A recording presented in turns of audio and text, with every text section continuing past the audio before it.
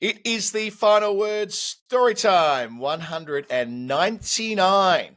Steve War, Barbados, 1999. I think it was 99. Must have been 99. That's what all the jumps out at me 199s. 199. I'm Adam Collins. I'm back from Scotland. I'm sitting at the Kia Oval. I'm so conditioned to calling it that. In South London, where I've been watching it rain for most of the day. And predictably, now that we're about to start recording story time, it's probably going to be cricket on soon, and we'll do this in a couple of parts, but that's okay. We've got some stories to tell you, as is the custom on this History Weekend program that we make for Westfield London and Westfield Stratford City, more extra, less ordinary, but mostly we make for our dear patrons and anyone who likes learning about the history of the game through the device of numbers and Nerd Pledge and all the rest. Hello to Jeff, who since we last spoke has moved from San Francisco to Los Angeles, the next Olympic city. How are you? Los Angeles. It is the next Olympic city, which is something I've been pondering slightly as I've been wandering around this place. It's interesting. You get LA has the bad rap of being just concrete and flat and shit, but it's actually not. It's in the middle of mountains. I spent hours climbing around Griffith Park yesterday, up and down the spines of the hills and ending up at the observatory and so on. It is a city that is connected to nature, even though people think of it as being not that. So I'm glad to be here. It's a beautiful day, and why not talk about cricket? This land is your land, this land is my land, from the California to the New York, all of that. So I can break out into Woody Guthrie any moment now. That sounds good. Yeah, I haven't been there for a long time, but I mean, as you say, we will inevitably be there in 4 years' time when cricket gets to the summer games, but there's a lot to happen between now and then. I mentioned that I got back from Scotland a few days ago. I can report that our final word tour was a most successful one on every front, really. It's the second time we've gone up there for cricket that we were playing during the Fringe. Lots of shows that we got to see and all the frivolity that goes hand in glove when you're in Edinburgh at that time of year. We won all 3 games. We beat the eccentric Flamingos on night 1, which was just after I finished recording the weekly with Daniel. I scampered down there. It was pissing it with rain, but it was a synthetic wicket. The other mob, who I like very much, by the way, Ben and Co, were talking about sacking it off due to the rain, and a couple of times the umpires were saying, all right, boys, and I'm like, no, here we go, next wicket. I just refused to go off, and it was the right thing to do because we played through it, got a little bit better when we were batting, and it didn't rain at the end, and we got the win with a couple of balls to spare with, I think, Dan Price, Max Dighton, Phil Meng, who, of course, has the special status on Nerd Pledge on Storytime as the man who started this whole thing for us accidentally.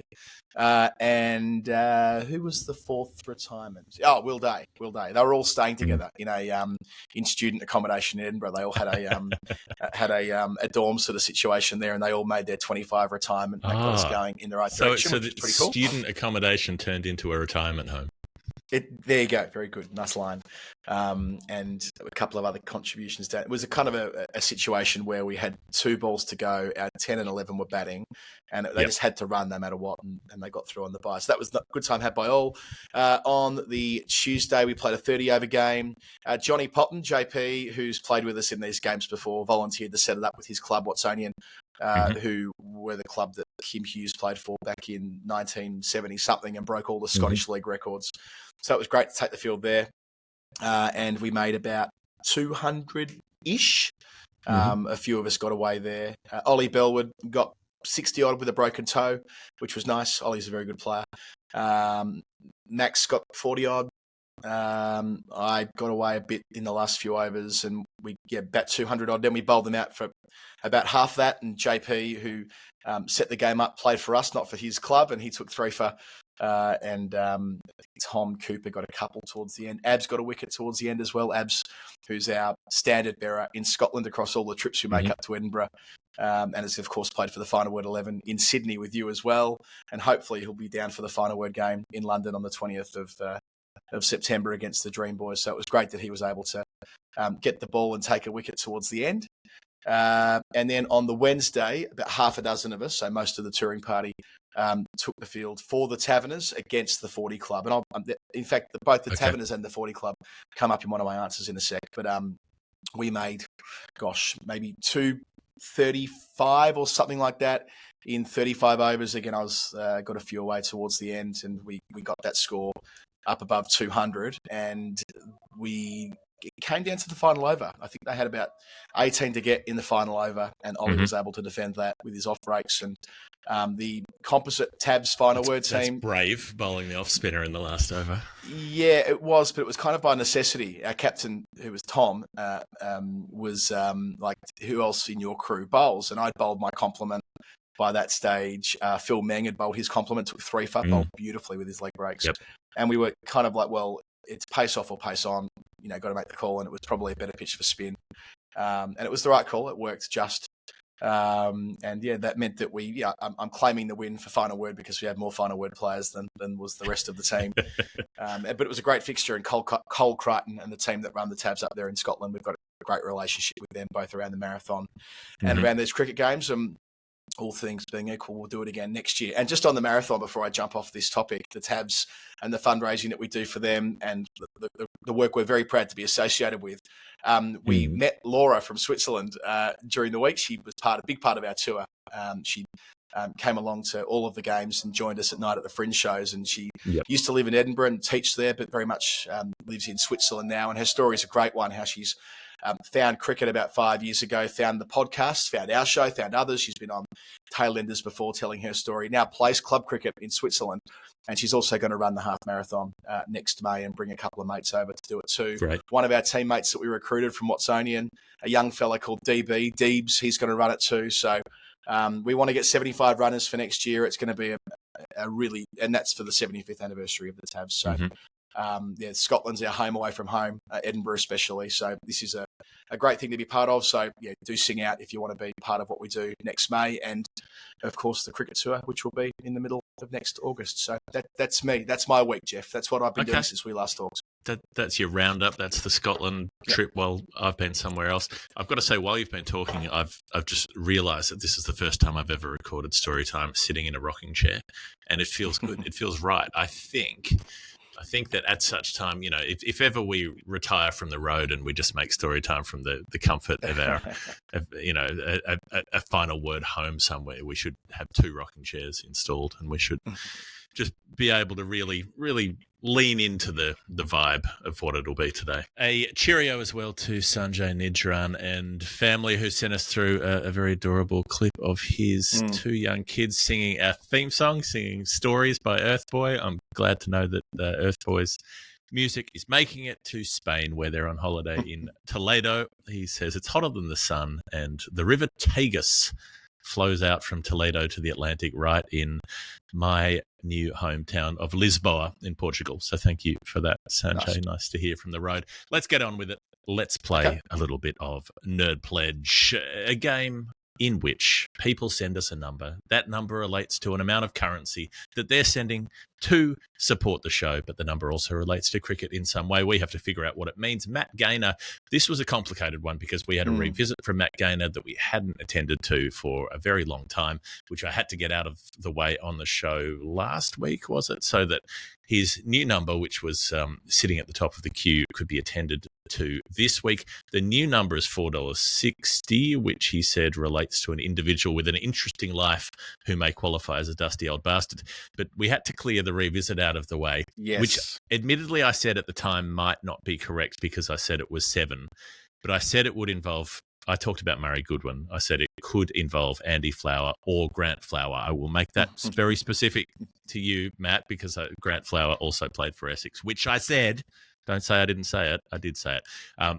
Matt sent back this. He said, in the words of Chris Kamara, unbelievable, Jeff, which is still one of the funniest clips going around, that one. He said, I think this must be the Nerd Pledge where you have repeatedly got close to the answer without actually getting it the most number of times. So not Murray Goodwin swinging his bat and not Andy Flower, although it is Grant Flower, relating to the Friends Provident Cup final at Lord's 2008, the first time Matt had seen Essex lift a cup in the flesh. Kent Oh. made 214. Graham Napier and Senior Masters kept the score down. Surprisingly, the two greats of Essex and England cricket, Sir Alistair and Ravi, don't chase it down. It's left to our hero, Grant Flower, to score 70 not out to win the game and claim man of the match. It links to my other answer last time in that Yasser Arafat did play, not that one, the other one, not that Tim mentioned, not that Yasser Arafat, and batted well. And probably, says Matthew Nicholson was somewhere in the Compton stand watching on. I hope he was. Grant Flower is also Test cap number 7 for Zimbabwe. That's how the sevens all work. Thank you, Matt. So 460 is your new number for Matt before we can. We will have paid all of our debts to Matt Gaynor until he comes up on the show again. Well, I briefly saw Matt yesterday, so it was nice timing. I saw him at the Oval with Al. They were here downstairs with a few other ODB types, which was pretty nice to run into them. And Matt made sure I knew what I was doing on this answer. And I'm glad that he did, because it's a hell of a story. Now, he wanted me to know that I was looking for the oldest of the 4 West Indians who played for Essex. So that meant that I was very quickly able to get up to speed with who this was going to be. A man by the name of Bertie Clark, or as he really should be described to give him his full billing, Dr. Carlos Bertram Clark. A man who enjoyed life, a man who had a lot of different paths, a number of them crossing over with our own world in 2024. And by our own world, I mean the final word. So, let's start from the top. Born in April 1918 in Barbados, in Bridgetown. He went to Harrison College, and I only note that because it's the most prestigious school, well, it was at the time anyway, I can't vouch for it now, but the most prestigious school in the entire of the West Indies, right? It was called the Eton of Barbados, including Plum Warner going there, which this comes back a little bit later on. But Plum Warner, I didn't realise he was educated. I didn't realise he was educated in Barbados, and he was before he came back to the UK. I think he went to rugby school, didn't he, Plum Warner? Anyway, Gordon Probably. Greenwich as Sounds well. like the kind of school a prat like that would go to. Yeah, I don't know much about rugby school, but I played a game of cricket with a lovely fella from there this year who told me that he'd been there, and that's where he learnt rackets. I didn't know much about rackets, and it seems to come up in all sorts of things that I've been reading this year as well, a Colin Cowdrey reference and a couple of others. Anyway, I'm going to try not to get distracted on this answer. Okay. It's a long one, and it's a good one. All right. 5 of the 8 prime ministers from Barbados went to that school as well since independence. So you do an idea that this guy had some privilege in his upbringing in Barbados. But let's go to the cricket. He was a leg spin googly bowler, finished school in 1936, and that's what he did at school, bowled spin. That's what he did on the cricket field anyway. And he briefly got a go for British Guyana in some first-class matches when he was still a teenager in 1937. Now, this career starts in 1937, and Jeff, it goes for decades and decades and decades and decades. In a first-class context, 24 years. His last first-class game, which we'll talk about in about 20 minutes' time, was in 1961. But it was truly a playing career that never stopped. This is the can't stop, won't stop guy, if ever there was one. And look, it was a bad time to be making a cricket career if you're finishing school in 1936 for the obvious reason, right? And this is a common thread for a lot of cricketers that we happen upon on this show, is that either World War I or World War II's intervened, and it does for our chap here. But before Bernie, I'm going to work out. Am I going to call him? I was going to say, what did I say Bernie for? I've been reading about this guy all fucking day. Before Bertie went on to do various different interesting things in his life, the good doctor, Dr. Clark, he did get a trial game in early 1939 with a view to coming to England on the test tour that was scheduled for that summer. And he didn't do anything, but they picked him anyway. So this 21-year-old off to England, classic. right? That's the first time that's ever happened. It's the first time a posh kid has got picked despite doing bugger all in a trial match. Yeah, maybe there's a bit to that. He played 10 of the first-class games before the first test match and did really well. He was in Rolf Grant's team, and he took 32 wickets. And, well, he did well enough to get picked for Lords anyway, and he gets his test debut there.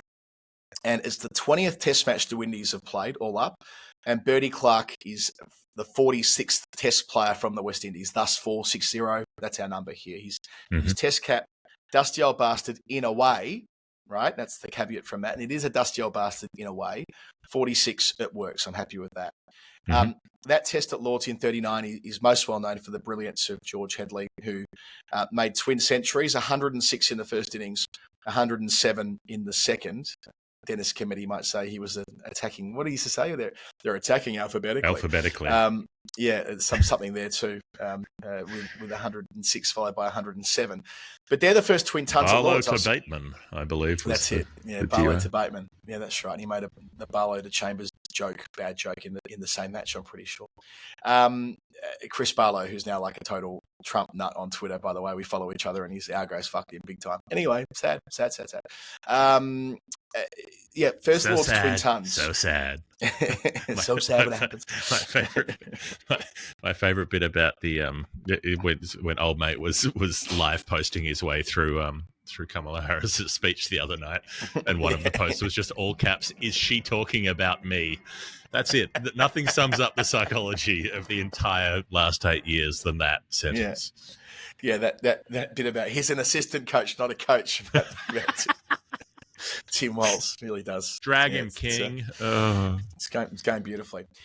Beautifully. So where are we? So it's the 39 Lords Test, and England win big. Hutton makes 196 opening. Compton makes 120. But our guy Birdie gets Compton.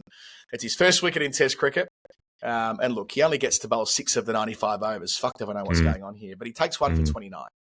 They only have 100 to defend in the 4th innings, so he doesn't bowl there at all. The second Test, he keeps his spot. And it's a rain-affected Test match. I'm pretty sure Manchester, rain-affected. And there's barely any cricket. England only lose 7 wickets in their first innings before declaring because it goes into like day 4. But Birdie gets 3 of them. He gets Painter, Hammond, and Compton again. Pretty handy wickets, Compton, Painter, Hammond, Compton to start his Test career with those 4 wickets. And the Compton wickets, all England above 50 averaging players. Yeah, out of the 8. Or the 8 locked on ones, as it were. That's a great point. And Compton's out hit wicket as well, which is most unusual. And yes, he takes 3 for 59. He actually got in trouble for his captain for it, though. He was told to bowl leg breaks or googlies, one or the other. But then quietly, George Headley said to him, why don't you bowl a wrong one? To Hammond and got him stumped when Hammond misread the ball that went through the gate and had him stumped bowling. And then the captain, Rolf, yelled at him for bowling a wrong one, having ignored the instructions for doing one. How does this make any sense whatsoever? I mean, clearly George Headley better captain and should have captained more because he gets 1 Test as a fill-in, doesn't he? And that's about it. But then, what the fuck's going on with... Anyway, you can draw your West own Indies colonial there. cricket. Yeah, it wouldn't be the first time that Bertie would go against authority. That this story has some way to run, Jeff. Right. He gets on a huge roll after that Test. He takes 5 and 4 against Surrey here at the Kia. Takes 6 and 7 for 75 then against Hampshire. Just like I quite like calling it the Kia. Anyway, 6 and 7 for 75. His best ever first class figures against Hampshire. So he goes 9 wicket match, 13 wicket match, and a 6 for against Somerset. His overall tour, 87 scalps at 21 with 6 fifers. So he had a really good time of it as a young spinner. Also plays that really bleak third Test match that often gets talked about when everybody knows the war is coming at the Oval. Runs galore. Weeks makes his first Test 100. Out of the Windies, 498. Hutton makes 165 not out. Victor Stolmeyer makes 96. I only mention that because that was his only Test innings. 14 of the 22 cricketers that turned out that week here at the Oval didn't play Test cricket again, which includes our man Bertie, unfortunately. However, he did have time to pick up Hammond again. So he bowled him, which is, another nice scalp for him to have. Wasn't the first on to the pick way up through. Hammond. Indeed. So, 5 of his pretty 6 good at picking up things as well. Test wickets in the link back to the Windies too. And that's also his 100th first class wicket, Hammond. And once the draw was complete, they cancelled the other 7 fixtures they were scheduled to play on that trip because of the war. So he stayed on 100 first class wickets for 6 years, right? Now, in some respects, this is when his life gets more interesting. So he never plays Test cricket again, but he does decide to stay in the UK and train to become a doctor. He did that in Suffolk, not far from here. And he qualified during the war, and he started up a practice in Pimlico in 1946, is where I accidentally got off the tube this morning when I wasn't paying attention. Instead of Vauxhall, I got off at Pimlico. I dropped the girls at Victoria Station to go and see. Well, Rach to take the kids to her parents today. And I said, I'm heading in that direction. I'll get you to Victoria. And then I accidentally got off at Pimlico. So before writing this answer. Anyway, but during the war, this can't stop, won't stop thing from Bertie, he just kept playing. Now, no first-class cricket, but And I knew there was cricket, but I didn't realise just how organised it was.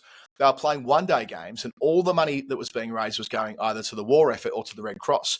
So he really threw himself in with this. There's a great article by a writer called Pradeep Dole on Cricket Country, which a lot of the information I'm reading out here comes from, where he was able to work out that Bertie played 117 matches during World War II, mostly for the British Empire 11. And he was the occasional captain of that side, and he totally flourished. Because you think about it, these would have been his, they talk about with wrist spinners, they often come into their own, like in their late 20s. And for example, in 1941, he took 98 wickets at 11.5. In 1942, he took 129 wickets at 10.2. And look, by the time the war is over, he's a doctor, he's fully qualified, and the first class stuff starts again, and he's highly sought after. He's in his pomp at 27 years of age, and he gets a permit to play for Northants, remembering this is back in the era when you needed to be from the county to play for the county, but he received, special dispensation on the basis that he was working in the UK, and he was allowed to play for Northants, and he turned out for them between 1946 and 1949, a very creditable 156 wickets, a best of 89 in a season. He would have been thoroughly satisfied by that. And he was so highly sought after, he was so well thought of is probably the better term, that they asked him to become the captain after that as an amateur, because he was still a doctor by day, right? But he said instead, no, I'd rather go all in on the medicine bit, stop playing for Northants, and that's it for him as a county cricketer for then. However, he very much stays involved in the game, arguably more than ever before. He becomes the West Indian correspondent for the BBC. There's a remarkable find from a Newcastle University academic called James Proctor. Now, I must admit, I don't know enough about the Windrush generation, but I know the boat, the Tilbury, is quite important because that's the first boat that brings people from the West Indies to the UK, and that's the start of that period of mass immigration after World War II. Well, Bertie, working for the BBC, I guess as a side hustle, was the man that read the script that was put out in the Caribbean, which explained that they were repatriating a whole bunch of militarymen who had fought in the war. And in 1948, they were taking them back on the Tilbury, back to the Caribbean. And that was the boat that, when it came back to the UK, picked up people who went to migrate to England. So he was, I guess, part of communicating back, and I might be getting some of the details not quite right here, but the guts of it is he narrated what was happening in what turned out to be quite an important part of modern British history at the time anyway. And he went on to have quite a lot to do with that Windrush generation for obvious reasons. So from there, he stays on in the game as a commentator, often broadcasts on county cricket, in addition to working as the Caribbean correspondent for the BBC. And the BBC is a massive, massive part of his life. There used to be these things called the BBC sports clubs. I asked Kevin Houses here this week, working on BBC Radio for the Surrey-Lancashire game, and I didn't know much about these BBC clubs, and he told me that back years ago, you'd pay a subscription if you were working for the Beeb, and you would get, you'd play for the sports teams, you'd join the gym, you'd have bars, you'd have restaurants that were BBC owned operations, like the YMCA for the BBC. You've got it, and Bertie decided to play his cricket for the BBC, and he played for them for 37 years until he was almost 70. He took over 3,000 wickets in club cricket for the BBC. He was still getting first 11 caps in his final season, right? Into his late 60s. How have we never heard of this before? This guy, BBC cricket team. I'm telling you, there's so much more to come as well. Well, I was asking Kevin about, he thinks that that doesn't exist anymore in any meaningful way. But yeah, we have to find out more about who turned out for the BBC cricket team. Yeah, unfortunately, was John Arlott behind the stumps. Like, what's going on there? Exactly. I can't find any evidence of like scorecards on Cricket Archive from the BBC team. But when I went into that miscellaneous team, as is often the case, you go into miscellaneous games played by a cricketer and then your whole world opens up. And this is also what happened when looking at this particular profile. Yeah. In the middle of all of this, and this is the link back to what Matt said about Essex, they drag him out of first-class retirement to play 2 seasons for Essex in 1959 and 1960 as a 41 and 42-year-old. And he took 58 wickets in 23 for the club, and it's still amateur because he was working as a doctor. But when he was available, so still bowling these mystery leggies, had a great googly on him, 58 at 23, and that's not even the end of his first-class career, I should add. But, this is the bit where Plum Warner comes back into the story. I mentioned before that he went to the same school as Plum Warner. He encouraged Birdie to do exactly what I'm doing right now. He said, you should become a playing member of MCC. You need to play your 10 games across 2 years and you'll be eligible and you become an MCC player. And that's precisely what he did. And in his first year as a candidate, bearing in mind, I played a game for MCC 3 days ago or 2 days ago on the way home from Scotland as part of my candidate games. It was actually my 10th of the first year, but in theory, I've done my allotment already. But this was the final game of his first year, and they made him captain of a first-class fixture against Gloucestershire, playing for MCC. So that ends up actually being his last first-class game as an MCC candidate, playing member, provisional, and they made him the skipper to play Gloucestershire. And his last 2 first-class wickets are both David Allen, who you did an answer on Storytime only about, 3 or 4 weeks ago or something like that. So David Allen, that's right, his 332nd and 333rd first-class wickets. That's his career in 97 matches, an average of 26. Alongside BB, so that's another link, I guess, through is the MCC. Here's another for you. When he was playing for the BBC, he also started playing for the Lord's Taverners, who I mentioned before we played for this week. And one of the games was against, early on, which he played at Lord's, interestingly, was against the Cricket Flamingos. Now, someone said to me the other night, the eccentric Flamingos are part of the oldest touring team ever. I just wonder whether the eccentric Flamingos are part of this Cricket Flamingos. I mean, I'd struggle to believe there's no connection, given the name is so striking to be called a flamingo. Anyway, so it might well be that he played for the Tabs against the Flams at Lord's, which seems preposterous, but that's on his miscellaneous fixture list. It's one of the things about the Flamingos team is they've always got 2 long legs. Very good, very good. So he's playing lots of MCC, lots of Taverners, and then when he's 47 in 1965, he starts playing for the 40 Club, who we played against for the Taverners the other day. Now, Jeff, you may not know what the 40 Club are. They're an enormous touring team. It's different in LA. If you're part of the 40 Club, you're sitting outside the servo drinking a big jug of malt liquor. Yeah, we can go and get 40s, as Julian Casablancas once sang. I got myself a 40. So he's 47 when he starts. The eligibility, it won't surprise you to learn you have to play for the 40 Club is that you're 40. Now, there's always blokes in these teams who are younger than 40. And I've seen the 40 Club turn out before. I've got a mate that plays for the 40s who's 37, like that. I'm sure I'm eligible now, having turned 40. But, it's about 40 is where you start getting games for them. But the reason... Sure. We all know, as speaking as a playing member of the Victorian Indigenous over 50 side, which I do not qualify for on any of those criteria, I understand how this happens. Yeah. Oh, by the way, something's about to happen here at the Oval, and I'm going to commentate it with you, because if it comes to pass, let me set it up. In the first innings of the game that I'm covering right now... I'm not going to get distracted, he said. I'm just going to get straight through this answer. You'll appreciate it if it works out, and our listeners will as well. In the first day of this match, which was the aforementioned day when I was playing with MCC and I wasn't here because I was on the way back home from Edinburgh, Lanks were all out for 204, and the last 2 wickets were the last 2 balls of the innings by Jordan Clark. Clark's after waiting in the rain for a day, Clark's about to bowl his first over of the second innings, thus the first ball will put him on a hat trick. And it's not only no test hat trick I've ever seen. I've never seen a first class one either. And I don't reckon they realise it's a conventional 3 slips and a backward point, no short leg. The crowd who don't know either, here's Clark round the wicket, pavilion end, bowls to Keaton Jennings, works him off his pad, out to long leg for a single, he advances the score to 5 without loss. There's no hat trick. Right. So, I've been waiting for that ball for 2 fucking days, Jeff, and it was a half volley on leg stump. They always let me know. Always are. 47. This is relevant. He's 47 when he starts playing for the 40s, right? He plays for them until 1977 when he's nearly 60. His final game, and I'm going to come back to the 47 bit in a minute. It's going to be very relevant to this story. His final game at Lord's was with them against Old England in 1966. So a lot of Lord's links all the way through here, a lot of them for MCC.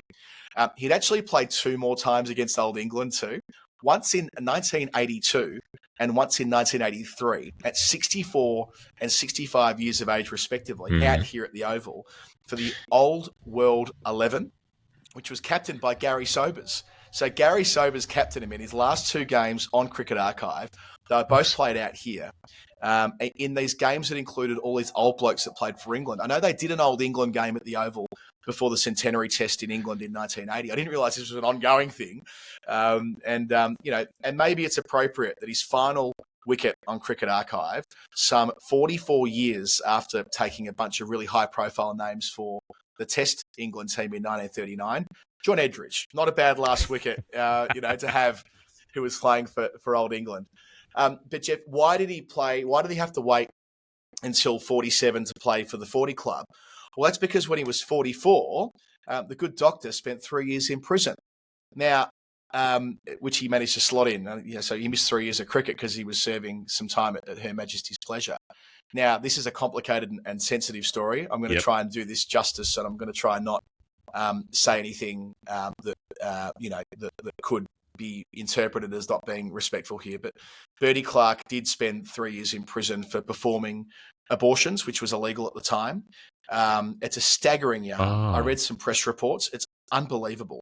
I mean, the press reporting for when he went to prison, I dug it out of the newspaper archive. It's really bad. Like what happened, the way it's presented anyway, the facts of the story as it was presented, was that he was offered, they were trying to pay him to perform an abortion with another guy, and he said no. And then a number of days later, he received a phone call from someone saying that if he didn't start doing it, he was going to be blackmailed, and they were going to tell people that he was doing them anyway. So he consented to giving this blackmailer 50 quid to basically leave him alone. And of course, like anyone who dabbles in that, once you've gotten once, they got him again and again and again. And he ended up having to pay 750 quid over a number of different operations, I guess, in addition to doing them. It all gets a bit murky, but the guts of it is that he didn't want to do the first operation because he didn't want to break the law, but he did, and did a number of times and succumbed to the blackmailer. And that's why he was given what they describe in the paper as a lenient sentence. The judge took that into consideration, and also the character witnesses. It includes like all of these politicians and any number of esteemed members of, I guess, British and Barbadian society who said this is a proper upstanding gent. So he lost his medical license. He was struck off, sadly for him. But as soon as he got back out of prison in 1966, he was brought back on the list again, and he served as a doctor until the age of 73. He actually got made a member. He got an OBE 10 years later, a number of years on from that. In 1983, he was given an OBE for services to the Barbadian community. Bloody hell, what a life. He passed away in Putney at age 75 in 1993. Dr. Bertie Clark, cap 46 for the West Indies. He's not one I'm going to forget in a hurry. Thank you, Matthew Gaynor. Very, very, very good. I mean, it's some of the early abortion providing doctors in very different situations, have extraordinary stories of being people who recognised that this was necessary healthcare, and that there were dangerous shonky operators who were risking the lives of women who went in for that treatment, the kind of people who were willing to risk criminal prosecution. There's the case in Victoria in 1967, isn't it, with the last attempted prosecution that ends up failing in court, which sort of sets the unofficial precedent, even though it's not. It wasn't formally legalised until 2009, wasn't it? I'm pretty sure it was John Brumby's premiership when they actually struck that off the criminal register in the state of Victoria. But it was based on the precedent of a prosecution failing in the 60s when doctors, I can't remember the name of the doctor involved, but who was making a point of being public, of stating publicly that yes, he was performing these operations, and basically daring them to come and get him on the basis that it was necessary. So it sounds like a different kind of situation with Bertie Clark, but an interesting one nonetheless. All right, Jeff, before we go to our first break, we've got something to tell you about Westfield London and indeed Westfield Stratford City. We don't play favourites. No, they have something to tell you. They say you may have heard of Fred the Demon Spofford. You've heard of Charles the Terror Turner. Have you heard of George the Giant Bonner? You might have if you'd listened. I don't know if we've done George Bonner, actually. I was reading about George Bonner a couple of months ago and was thinking it's time. I hope it comes along soon that we get to do something properly on George Bonner. Okay. But as Sheehan of Westfield notes, he was famed for his tremendous height, long hitting ability, and cannon of the arm. First player dismissed hit wicket. And if you have a look at his picture on Wikipedia, you'll see that he was fairly easy on the eye. He is a very good-looking man. But you won't find any information, sadly, about George the Giant Bonner at Westfield London or Westfield Stratford City, but you will find Zorb balls, arts and crafts, storytelling and photo opportunities, including with a giant George Bonner-sized watering can for free in the Giants' garden, much like George Bonner's cricket ball throwing exhibitions on the 1882 Tour of England. The Giants' garden is fun for the whole family. It's already wrapped up at Westfield London, I believe, but it's still going at Westfield Stratford City until the 1st of September, so get in there. It's Storytime 199. Adam Collins with you, Jeff Lemon with me. We've got 3 more answers to get through. Ideally, in the next 9 overs. We'll see how we go. That's we'll see. On commentary. Jeff, it's you with Nick Ibis, who is very kindly with us again. He's been a great supporter of what we do for a time. Now, 1989. What a year. What a grand final. The great grand final, as Tony Wilson's book said. Maybe it's appropriate that a Hawthorn and a Geelong supporter are going to resolve this. It's going to be you, Jeff. It is going to be What are you going to tell me? But it's not going to be the footballing angle of $19.89.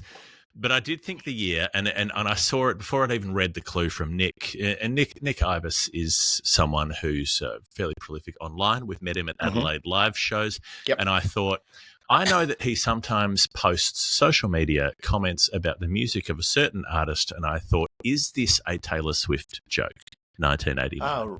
Oh, right. Unless it's the 1989 SANFL Grand Final when the Jarman brothers ran amok for North Adelaide. I mean, it could be. It could be. It could be. But then there was a clue, Adam. And the clue said this. The clue said, assuming this won't be read out until a few months into the future. Well, you underestimated that, Nick. Your estimation was maybe about February 2024. So we're off by a few months there. Sorry.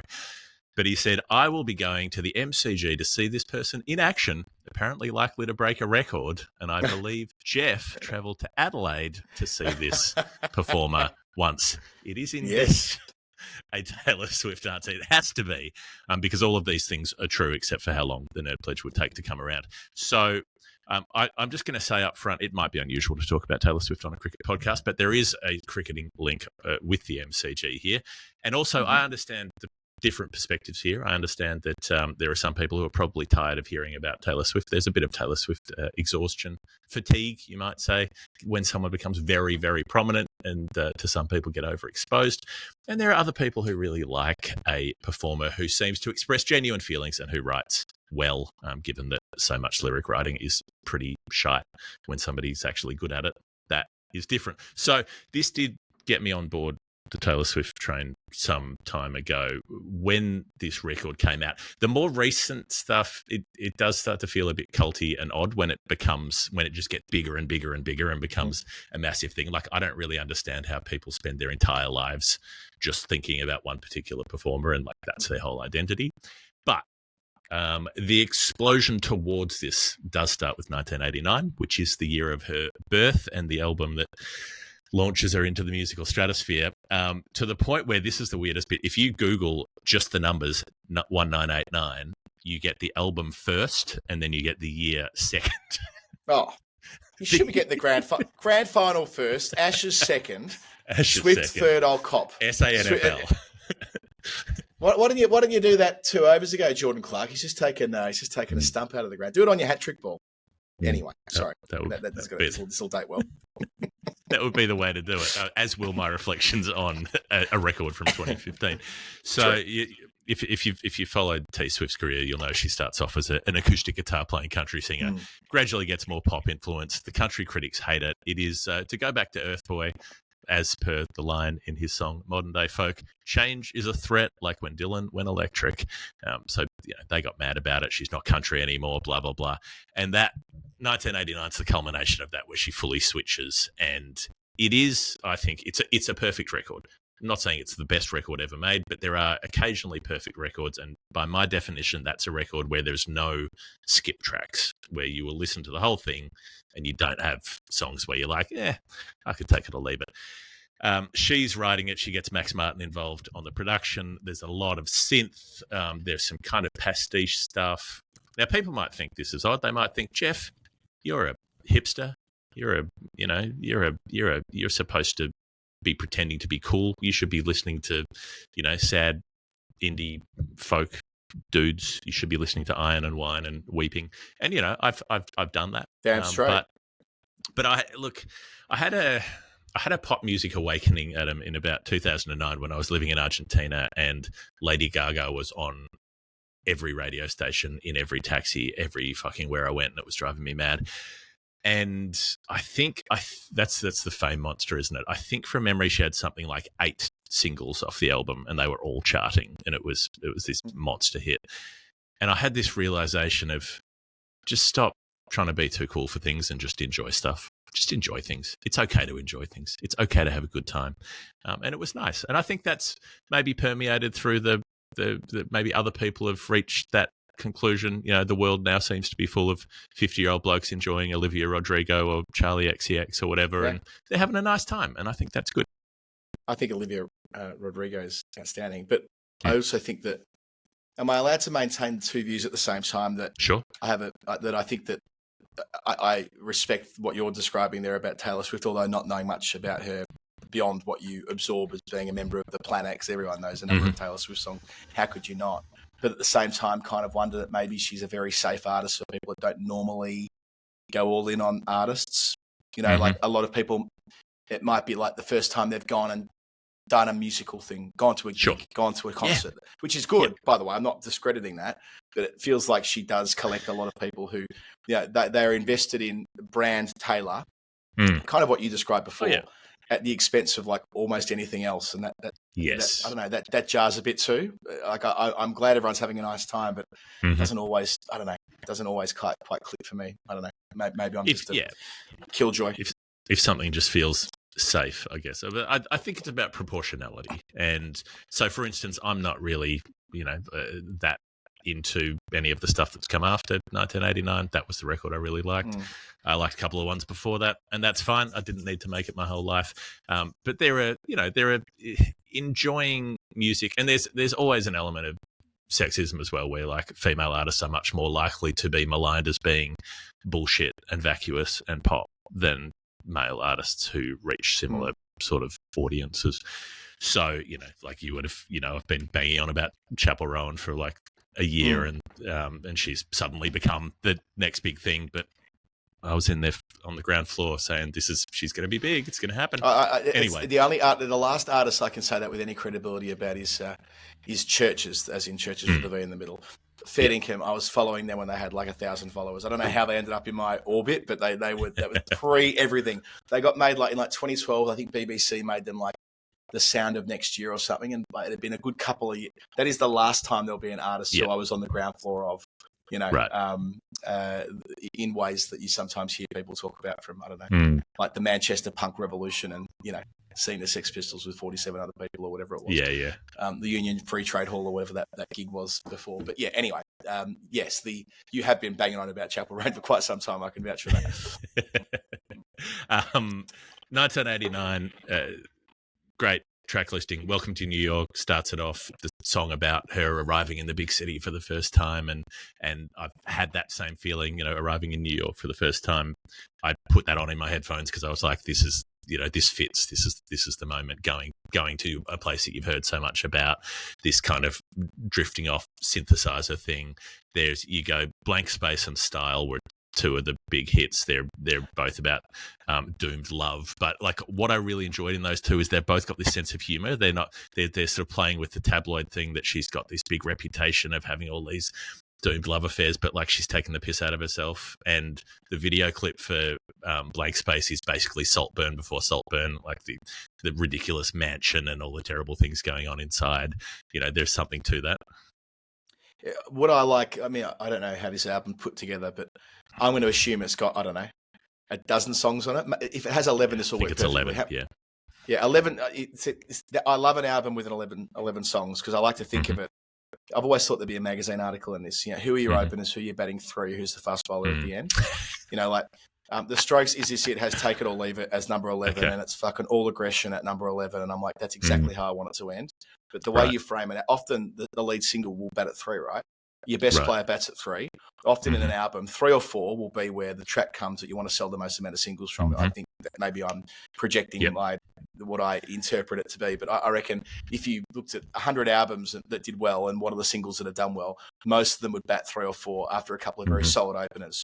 And you might I see that might have the flexibility at 7 to do something a little bit different. There's your all-rounder. You know what I'm trying to say? I think there is something here for... This kind of works because Seven. I'm pretty sure. What I was getting to, does this work with this album? Are Welcome to New York and Blank Space, really set your watch to it solid before the 3 and 4 that you'll go into are the standouts? Shake it off. Welcome to New York's is more solid. Blank Space and Start, like you've got one opener who's going. It's like that's more your Davey Warner opener, like you're ploughing into it, and then you've got a number 3 who's got some swagger about him. They're coming out and stroking the ball around. That song's got a lot of sort of swing to it. 7 is Shake It Off actually, so that's more like an Adam Gilchrist 7. Oh, right. Coming in to tear things up. I'm pretty sure that's 7. Okay. So Out of the Woods, there's quite a few songs on this record where I thought in the first 30 seconds I was like, I'm not going to like this, and then it ends up winning me over. So that's like quite a slow, ponderous start, but then it builds up into this great bridge and like tears, like the momentum gets bigger as it goes along. You've got Stay and I Wish You Would. They're like the torch songs. They're the sort of lamenting, regretful songs of like, why didn't I do something better? But they're more up tempo than you would expect those sort of songs to be. Like you could still play them in the car on the highway and be kind of bopping to it, even though you're also sad. Is there how good that there's a song called Stay on it. I hope that's a little nod to Lisa Loeb's Stay, which I probably look up, see what Lisa Loeb's up to. I don't know, once every 18 months on Wikipedia, see whether she's releasing stuff again. Great one-hit wonder, Reality Bites. Yeah, probably. I don't know. We were probably 10 or 11 when that song was released, or something. I'm thinking grade 4, 1994, around that time, give or take. I probably know all the words to it still. And similarly, that's a bit slow at the start, then becomes quite. I'm going to listen to it on the way home from the cricket today. Lisa Loeb's Stay. There you go. Okay. There you go. I hope that Taylor Swift was a fan as well. I hope that's why. That might be. I think the full title is All You Had to Do Was Stay. There might be brackets involved. Oh, right. I can't quite remember. I'm just doing this from my mental track listing here. But Shake It Off is the monster hit. It's got the horn samples. It's got all the sass. It's got the chaotic video clip with all the dance styles. It completely market saturated. I think it's in its backlash phase now where people hate it because they heard it so much at the time. Yes. But I think that give it another 5 to 7 years and it will then become retro and it will then become like, I mean, I'm sure like drunk white people parties are still playing it, but they'll play it even more once it becomes sort of a cycle around on the retro train. This is Brightside, right? Mr. Brightside had the same thing. I think, when that single came out, when that album came out, when Hot Fuss was released in 2004, I think Brightside was the second single from it. It was like an enormous moment and an enormous song. So much so that one of my great mates, Casey, has the guitar tabs tattooed on his back. But right now, I saw The Killers, 18 months ago or something like that, and I have no emotional connection with the song because I've simply heard it too many times. Yes. It is too much for me. There's something about the way that everybody responds to it in the same way that makes you go, No, it's just not. Almost any other Killer song I'd have above it. And I think with that Shake It Off thing, there was that time Mark DiStefano's at the Fin now, writing window, but was doing the Hottest 100 BuzzFeed campaign. Yeah, he was doing BuzzFeed then, the Hottest 100 campaign, which I didn't really share the view of him. Well, I kind of thought, because am I right in saying that Triple J simply didn't list it as an option? It had to be a write-in because it wasn't played on Triple J. They didn't list it, and it got more than enough votes to be included, and they banned it because they said that it was an artificial campaign.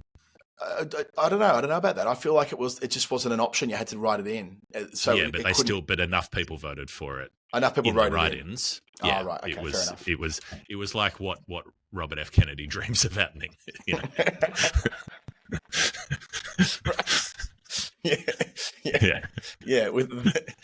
Not quite the same brain worm as I've seen it described as Robert. It was F. an Kennedy. earworm. Yeah. But that's the kind of thing I'm talking about, where Triple J management were like, oh, this is too commercial, so we're not going to have this. But it's fine to have Drake. It's fine to have the Foo Fighters. It's fine to have. But isn't it reasonable if you're Triple J, just to play the other side of this, if they'd never played that song through the whole year? That's never been a requirement. They've had songs in the Hottest 100 that they've never played before that have still made it. That they've never played in the whole year that they've made it the Hottest 100. Yep. They've had write-ins. So which must have been write-in like that. Okay. Yeah. Okay, fair enough. I didn't realise that. I just assumed that being on the network at some point across the 12-year cycle would be the prereq for getting a Guernsey. And everyone jokes about Pretty Fly for a White Guy going number one, but that at the time was a massive hit. Thus was on Triple J. and that's why it won, because people are stupid and democracy's fucked and all the rest of it. But it did happen. Because Offspring were a huge been a lot band, of bad number ones. And Offspring's were a band that were very popular at Triple J. It's just that song had novelty value, right? Anyway, I didn't expect we've got 5 overs until I'm on, so we better keep moving. Okay. Not that it matters. Bad Blood. That's a surprise hit of the record because it's quite deep in the album. I think it's track 8, but that went to number 1. It's one of 3 or 4 tracks that went to number 1. Right. But it's got juice. It implies gossip. It's like, who have you got bad blood with? Who's this about? The way that all the people like to the snakes, right? That. The snakes on Twitter and that era. That's it. Yeah. It's very percussive. It's almost like war drums. It's like quite an aggressive synth, which is unlike her. And then there's that sugary bridge and the Band-Aids don't fix bullet holes line and that sort of thing, and like vocal range when she's working into the transitions. So there's a lot of stuff that's happening on this album that's interesting vocally. There's the song Wildest Dreams, which is basically a Lana Del Rey sort of redo. It's just taking that style and copying it across is how I hear it. But there's like a sort of Kate Bush breath work sort of thing going on. It's like sensual almost, kind of gravelly, so like it's not explicit, but the insinuations are there.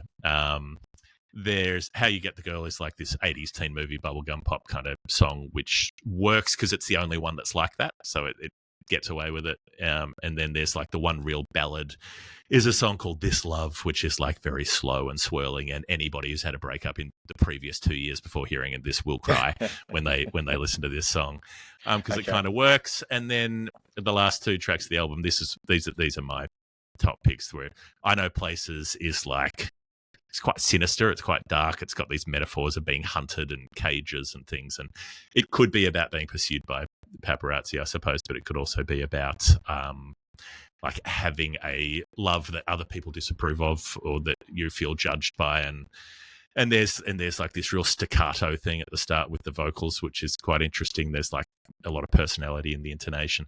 And then there's the closer, which is an interesting 11 because it's the opposite of what you're saying with the Strokes. It's a song called Clean, which was produced by Imogen Heap, who's a great singer in her own right. And it's about detoxing basically from relationships that have damaged you.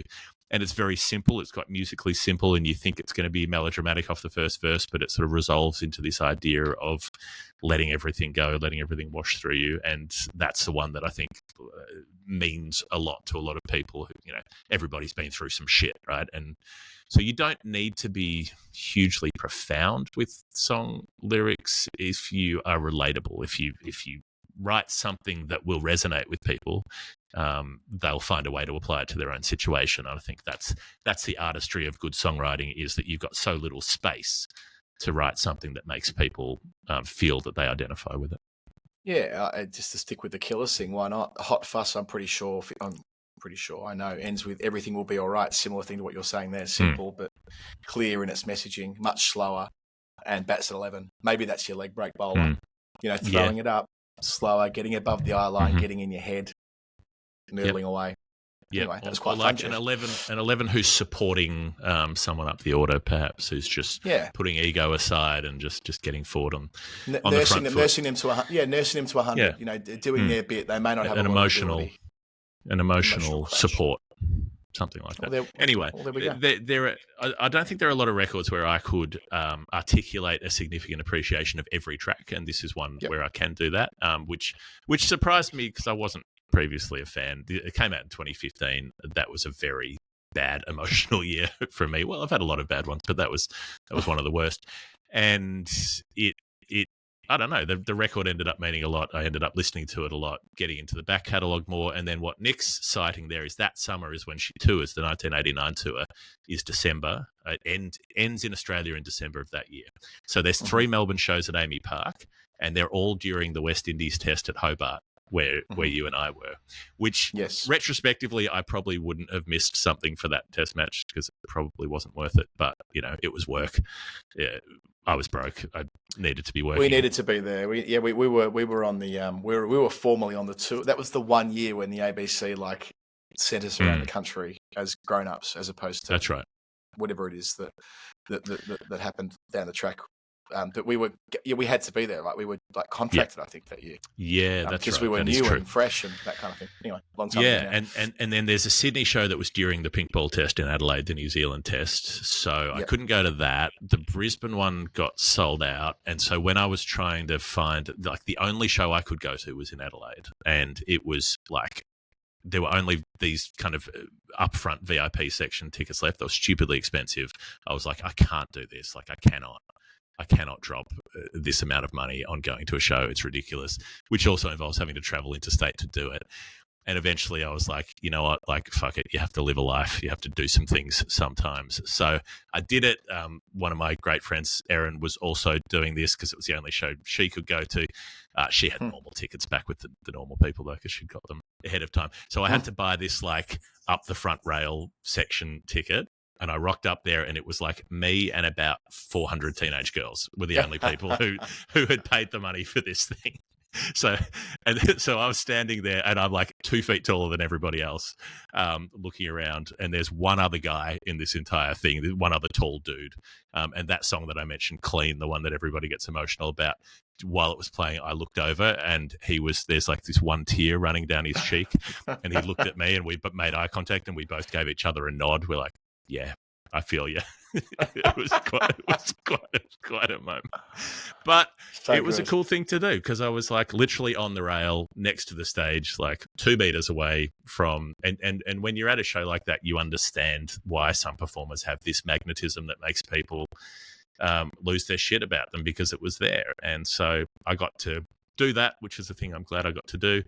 And it meant that when the MCG tour was happening, 96,000, 3 nights in a row, sold out, I didn't feel the need to try to go to that or to try to find tickets and go through all the angst that everybody was going through, because I thought, I've already had a much better experience with this artist than I will have there. That's fine. I'll let it slide. And instead I just wandered around Princes Park at night, and I could hear the show rolling across the city, and it was a nice way to do it instead.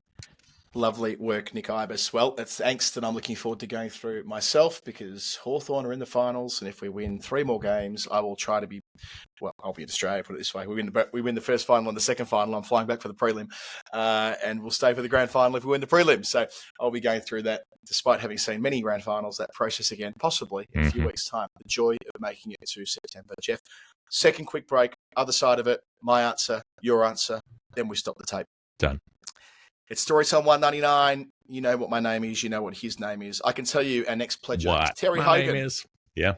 Terry Hogan, 247. Tez has been with us many times before. He's one of our original crew.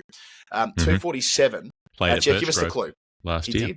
He did. He's a mate of ours. I mentioned Abs before. He and Abs went to uni together a long time ago. So that's another link back through to us. And Jeff, give me the clue. I'm not going to be able to spend heaps of time on this, but it's not an answer that's going to require a lot of me either, and I'll explain why in a sec. That's fine. $2.47 is the number. The clue is 247 is a score from a fictional, but what I feel is a well-known match. Yeah, so look, this has been dealt with in quite a long answer before by you, and I've given a long answer already today, so this will be a little bit shorter, but it turns out, that Terry is referring to something that you've spoken about in the last 6 to 12 months, I reckon, Jeff. So I'll show you my workings anyway. Fictional cricket.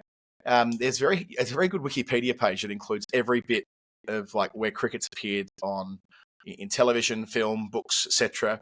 That includes documentaries as well. And the first footage or the first documentary is Prince Ranjitsingh practicing in the nets. Now, that's not a documentary. It's 2 minutes 20 of him twatting it, which I realised I've seen before, but I was quite excited when I saw it listed. I'm like, what? There was a documentary made about Ranji? No, just watching him back with that grip where, you want to know why he invented the leg lance? Because he used to choke down on the bat, have an enormous gap between his top hand and his bottom hand, a bit like how Sophia Dunkley bats now, but the difference being that Dunkley is able to work the ball through the offside with a minimum of fuss. I'm not sure watching Ranji bat in the nets, he did much more than absolutely smash it through the leg side, which is fine. That's cool as well. Other clips I was looking at when I went down this wormhole today included Grace, who batted in a similar way with a very bottom hand dominant manner in the late 1890s. Now, there was, and that clip, by the way, is voiced by Swanton, and it includes 20 years on, one generation on Frank Woolley, who looked gorgeous, left-handed, tall and graceful, a way that you would imagine a left-hander would look today. So it says a little bit about the way the game developed, I suppose, in the first 20 or so years of the 1900s. Anyway, that's not what this answer's about. We know it's not a documentary because he talks about fictional cricket. Now, the first film that was made about cricket was called The First Test in 1953. I mentioned already today, Compton and Hutton, they were both in this as cricketers in it. So was Cyril Washbrook. But it was based here at the Oval, not at Lord's. And it involved an England Test cricketer playing their last test and him wanting his son to watch him, but his son's more interested in poetry. And the B plot is them trying to get this American diplomat, I think it's a diplomat, to like the game of cricket and to understand the game of cricket. We're still trying to do that decades later. You know, we were in America earlier this year having very similar conversations about trying to crack it over there. And Arlett's in that one. Swanton's in that doco I referred to before. And Arlett's the voice providing the background commentary from this test match in 1953. But it isn't that, nor is it Bodyline, although that's an easy one to point to because it was the TV show that a lot of us, or the miniseries rather, that a lot of us have seen. But the scores aren't fictional. They wouldn't have made up their own scores. Exactly. That's what I was going to come to. There's no fictional scores here. Where there are fictional scores, though, it's not a TV show. It's not a movie. It's not a book. It's an ad. It's the Tui's ad, Jeff, the one that you talked about with Mike Whitney a little while ago. And this was explained to me. Which was mostly about Resch's, because I think the clue from that cited Resch's beer, the beer we drink around here. And so I ended up doing quite a bit of history about the development of the Resch's brewery, but it wasn't a Resch's ad, it was a Tui's ad, so it was a slight miscue in the clueage. Well, this is the Mike Whitney bit, right? So, and the reason why 247 is the clue is that when he walks into bat, the score is 9 for 244. Yeah. And they need 3 runs to win from the final ball. And he's batting with Stumper Rickson, who's there on 23. And I did consider a few things here, though, right? He's playing for New South Wales in the ad against the West Indies, and they're wearing whites, and it's 1981. So we're beyond the point where you wear whites in limited overs cricket. Was there no consideration to play for the draw? Last ball of the game. Is this not a plot hole? Like, why is Witt loading up? Why is Witt loading up for a fucking booming cover drive against Joel Garner? It's just dicked off the previous bloke. Like, just knock it on the head, right? I mean, the balance of probability is getting a draw against that West Indian time rock team. I mean, gutsy batting, I say, from Witt. But gutsy or reckless. I'm thinking of Dale Steyn and Vernon Philander in that test against India when they needed 13 off the last 2 overs, just putting it away, just watching the ball go by. And I was yelling at the television. I literally was shouting. I was like, I think I said, you fucking cowards, repeat in my living room, to like try to win the test match. So I'm all for it. I respect Mike Whitney saying, no, we're not here to play for draws. Oh, we invented baseball. No, you didn't. Whitney did. We don't play for draws. But Whitney did end up playing out a famous draw 6 years later. He did actually. He did get in behind Danny Morrison and Richard Hadley. Probably too many runs to get, though. They were about 200 short, weren't they? No. They were nowhere near winning that test match, but it was significant because it was the first series win that Australia had in years. Anyway, but it's an extra cover drive on the up, lavish stuff. And it has that, had he got out, it would have been real sort of, why did he do that energy? But and the other thing is the plot holes here. Why have the Windies got a sweeper? Viv sweeps and collects it on the rope and saves the boundary. What's he doing out there? Wicket last, why. Why? Yeah, but they win the game anyway. It's 3 to win, 2 to tie, or 2 to draw rather, for a scores level draw. True. Why have you got a sweeper? Anyway. Everyone in catching positions, surely. But maybe they're playing for the draw as well. They're saying, well, maybe they've got, the in-out field. You've got to have the deep mid-wicket in case someone goes, slogs to cow. And I guess it's for saving the 2 sweepers. Maybe it's for saving the 2. He puts in his huge dive to make his ground, but doesn't slide his bat with the dive. He just dives into his ground. So he gets it down in time, and there's an appeal for the umpire who gives it not out. And the crowd all feel like a Tui's at once. All the crowd are cracking open their Tui's cans, and they feel like a Tui's or 2, as this was slogan at the time. And Witt gets given one as he walks back through the gate. They give him a Tui's, and he starts drinking it up the gate, up the steps of the pavilion at the SCG, presumably. Terrific ad, plot holes aside. And every New South Wales cricket person I know can sing it like word for word. Yep. And there's a really great video of Mike Whitney talking about it during the pandemic, very kind of pandemic era retrospective interview. Yep. He's from Matraville, he played for Randwick. He's the guy who went from the 4s to the 1s to the New South Wales team to the 1981 Ashes in most unusual circumstances, stories that we've told before. But it's just after 81 that this ad's commissioned. And Steve Rickson, as it turns out, was in the previous ad, which is why he is the man who's the not out batter when Whitney comes in. That's right. And in the retelling of this, he says that Joel Garner completely cracked the shits. Took him 2 hours to get the shot. And Garner's like, fuck this. I've been bowling for 2 hours. I am knackered. This guy can't hit a cover drive off me. What I'm going to do, I'm going to stand behind the camera and do throwdowns at the perfect time. He'll drive me through.